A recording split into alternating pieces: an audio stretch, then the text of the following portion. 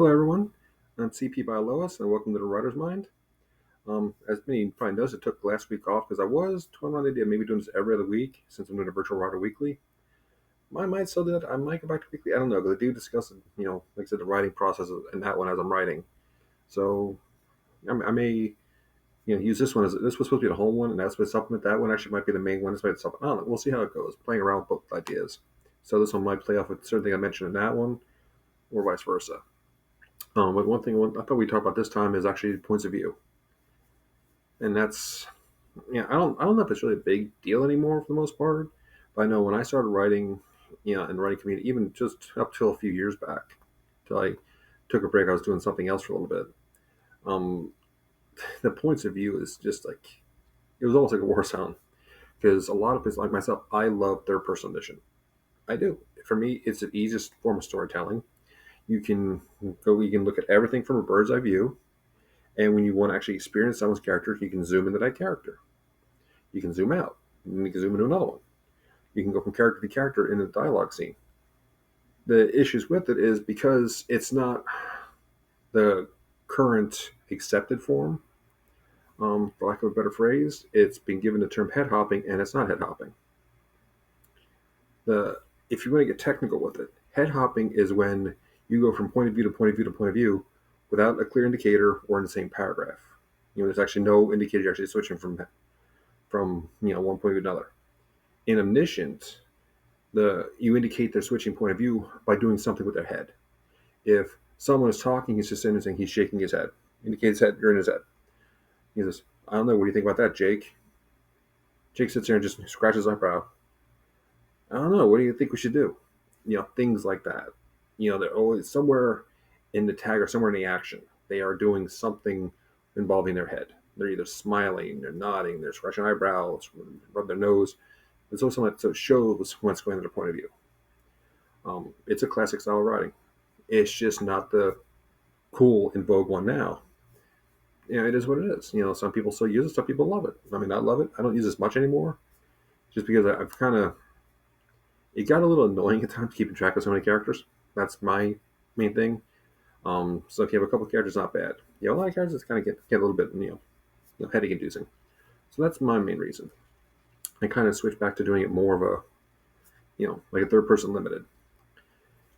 And in that regard, third person limited, not to mention it, is basically where it's told through one point of view, through a single character's point of view, whether it's a whole story, like the whole book, a chapter or scene, whatever. And you can switch back and forth, but to switch back and forth from one character to another, you need to have a clear scene break. And I know for myself, I usually use scene breaks where it's just a couple spaces, space, space, space, nice little gap in there. That's on books all the time. But I came across a lot of people that didn't understand that for whatever reason. Maybe they'd read different books, maybe just that ones I was reading. So I started using asterisks instead. Like I have a space, asterisks in the middle, another space, or now just asterisks in between them to show the scene breaks. It's easier. It's again, it's not my ego so much as just want to make it easier for the reader so it's less confusing. And that's a clear scene break. Because if it's at the end of a one page, start the next page, you don't know there's a scene break in there. You know what I'm saying? Because you may have a space in there, but you really can't see it, especially on a Kindle. It's like the print book, it may look like a mistake, because there's nothing actually signifying it changing. Previous books, they would do it almost in the middle of the page, so it always worked out that way. But of course, my luck, I would have someone to be into the end of the page. So yeah, the asterisks just work better. They're a lot more obvious. It's to just, tell the reader, hey, you know what? This is what it is. This is what we're changing points of view, or we're just changing scenes. Like we're jumping 5 hours in the future, or moving from, say, the east part of the city to the west part of the city, or however we're doing it. Changing points of view, we're moving locations, we're moving time frames. It's a scene change, like watching television, where they fade out and fade in. We don't have a fade out, fade in. That is our fade out, fade in. It's how it is. So, and I'm not going to say we do that for the scene breaks, but also chapters. A lot of authors will actually use chapter titles. We'll just put the character's name in there. Like, chapter 1 will be Charles, chapter 2, Janet, chapter 3, Shane, chapter 4, Charles, and Janet, Charles, like however they do it. It's like, so it's like that tells the reader, again, okay, this chapter is Charles. This chapter is Shane. This chapter is Janet. This chapter is Joe. whatever. It makes it pretty obvious. Because you see the character's name. I don't use chapter titles because for me it's a little bit. I have a hard enough time coming up with what I'm saying in the story. It's going to be a clever hook on the title. Yeah, that's not my thing. I mean, the one books that I love reading that actually I kind of like the idea with the Dragonlance books by Margaret Weiss and Tracy Hickman. What they would do, I mean, just going back and started writing them in '84. They might still be running. I'm not sure. I haven't been keeping up with them the last 8 or 6 years, 6 8 years. It's like, but they would actually each chapter title would actually be what's going to happen. Like, say they have a chapter where Tanis would be, finding Kitiara, Stern would find his father's sword, and Tass would get into trouble, and that would be the chapter titles. Tanis finds Kitiara, Stern finds the sword, so it's like that would be to tell you what's going to like a preview. I thought that's kind of cool, but then at the same time, I like letting the readers have a sense of discovery, so I think all these chapter titles use numbers. I either write out like chapter one, like I'll just write it out, or chapter in a digit. I like that, just that feeling of unknown.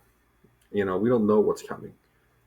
We don't know what's going to happen next page. And if we kind of use the chapter titles for me, that's giving a preview. That's giving a spoiler. Or, and the fun part, you give me misdirection. Like, hey, remember going this one? He finds now so and so finds drama, and finds out he found drama, not the drama that we thought was being set up to find. It could be like almost like a misdirection.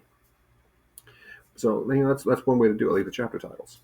And that was a little bit a little off topic, but there are other ones, like I said, you have different variations of third person, like so besides those two. Those are the two main ones, especially limited. Of course, we got second person point of view, which people love it. More power. You use it, you like it, and more power to you. Like I said, we use whatever we feel comfortable with, whatever we like. For me, it can be annoying to write. I don't mind reading it, but writing it for me, everything just kind of just does not work right for me. I end up sitting there and give myself a headache trying to figure it out, just because I'm not used to it. Again, that's my personal experience. No problem reading it. It's actually pretty cool. It's cool to see how creative people can be. Where saying like me, or this it's like kind of well, you do this, you that. So it's like I'm different terminologies. It's like well, you do this, you do that. You see this happening, so you want to take advantage. Things like it's just kind of cool in a way. It's interesting style. And then of course we have first person, and it depends. I am more of a fan of past tense. When I write, I just it's. Okay, I also like passive voice, so for me, past tense works. First person present. This is one of those. This is one that I personally, again, more power to everybody. For me, it doesn't work out because if I read it, I start to write in it, and I will go. And I have gone from writing third person past in mid paragraph. I took a break to read something someone shared or read a book or whatever, and I came back to it later on because for whatever reason I just had a something. I would come back and I would just start writing first person present. It's the only style, the only point of view style that actually intrudes on what I'm writing. It's I don't know, but I mean it's really it's for me it's can be aggravating at times, but it's a really cool style. I like it. I mean, you can really get really deep into that character because you're talking right through that character. You're talking as that character. You can bring the readers right in. There's no worrying about who's saying this, who's saying that. You are that character. It's like the first person video games. I mean, that's literally what it is, except it's in written word. And it's like, and it's a great system. I mean, I love it. Excuse me. That's just one of the things. Like they're all 3 points of view: third person, second, first. They're all awesome. They're all fun to read. They can be challenging, right? Because everything has different perspectives on it. Different intangibles. Different things you have to learn, have to master. So it's like then you have the past and the present. So it's like okay, well, which are you more comfortable with? Do you want to say like he sits down while eating, or no, he sat down while eating? So it's like for me, I prefer the past, but other people prefer first, and that's fine. That's a beautiful part about it. We all have these different, concepts, these different ideas on what we can do for these stories, like what we can, accomplish with it, how we can tell them, and that's what's really fun about writing. I said, so it's not so much the stories, but also just the development of them. How we can just sit there and just take a second, think about it. Like, okay, this person did something cool here. I read some things where I'm like, I don't know how they did it. This is so well done. It's like second person or whatever. I'm like, it's so not like I don't know how they did it, but I love reading because it's so cool. It's like watching like a piece of art. They're all right. This is all art. We're all making our art, and it's like watching almost a masterclass in how to form this statue and how to sculpt this. And I'm sitting there watching like, wow, that is really cool. I would love to be able to write like that. And I've tried, mixed success. For me, I just kind of fall back in the path of least resistance, which for me is third person pass. Sometimes I change it up. So it's like okay, but yeah, I mean, there's some things that if this books don't break, we never know what we're gonna get when we pick up a book. It's like, and that's the fun part of having so many different styles like that. Where how's this one written? Of course, if we absolutely detest a style, finding out like say something is third person or something is second person, if we detest that style, okay, it's not so much fun. But I know for myself, it's great. It's a fun discovery. Um, it always comes down to what works for us, because we will find our audience. That's one thing I have learned as a writer is like we find our audience. We find those that understand us and those that don't. It's a group of people like any group of people. We all have our own tastes, we have our own beliefs, we have our own thought processes. So it's fun. All you do is find what works for yourself, apply it, study it, make it, be the best you can at it. It's like I said, I defended their position for years. I still will. That's just my preferred one, even if I don't use that often. But the others are great. They're all great. There is no, the best way to say is there is no bad way to write. That is the number one thing I always want to stress. There is no bad story. There is no bad way to write. We do not sit down and write a masterpiece. We write down our thoughts, what we hope will be a masterpiece, and what works. Like we hope we'll be telling a good story. The editing is where it comes together. Okay, best way to put it is our writing is we are starting. If we want to look at a sculpture, like I forget the artist's name, but he said like when they asked him about making the stone sculptures, how do you do it? He said it was always there. I just had to chip off the rough pieces. That's what we're doing. Our writing, when we write, to me, we are chipping away at those rough pieces. We are getting the basic shape of what we want. Whether it's like say you want to say Venus to Milo, David, whatever. We're a thinking man. We are chipping away the pieces and we're getting the shape we want. We get it's like 80-90% done some of that. Our editing, when we go into editing, is where we chip off the rest. That's where we fine tune it, we smooth it, we sand it, we put in all the little details, make sure we got the details all in there.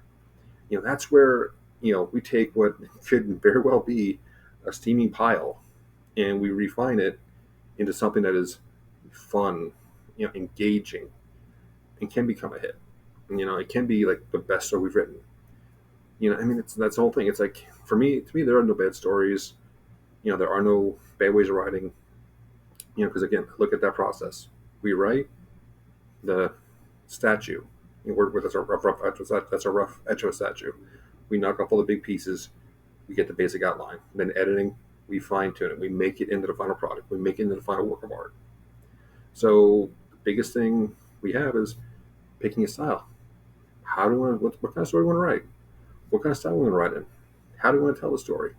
What do we want to do in the story? I have all these problems out there, and the best thing we can do is, what? Yeah, we have to make a choice at some point. But you know what? Just start writing.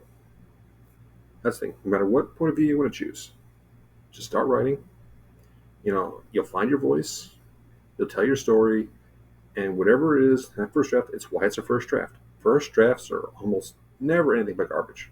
Almost never. I'll say that. First drafts are garbage. Far more times than not. I'm just in my own experience. I don't know, other people may have different experiences. For me, first drafts are usually rough, very rough. They're it's about trash, but there's something we can work with. That's why we keep working because we know we have an idea in here. We like our idea. We believe in our idea. We like what we have written so far. We want to fine tune it. We want to make it better. We'll make it best it can be. And put out just like a child, child or a pet or whatever. They come, they're born. A baby can't do anything. A baby's a lump. Basically, it kind of just sits there. You need to change it, to feed it, to burp it, everything. You have to nurture it. help it grow, help mold it, help chip away those rough pieces, and then we can send it out into the world. Always the same thing. Our books, our paintings, our statues are our creation. So there's no wrong way for us to come about them, because we can always make them into something, into our what we vision in our heads with enough work. So whatever writing style works for you, whatever system works for you, embrace it, use it. That's the simplest thing in the world. Do what works for you and make it as best it can be. And you know, the Roman rule: you never know. You may take a while to find an audience, you may find an audience right away, but you know what? Good stories are they're all over the place.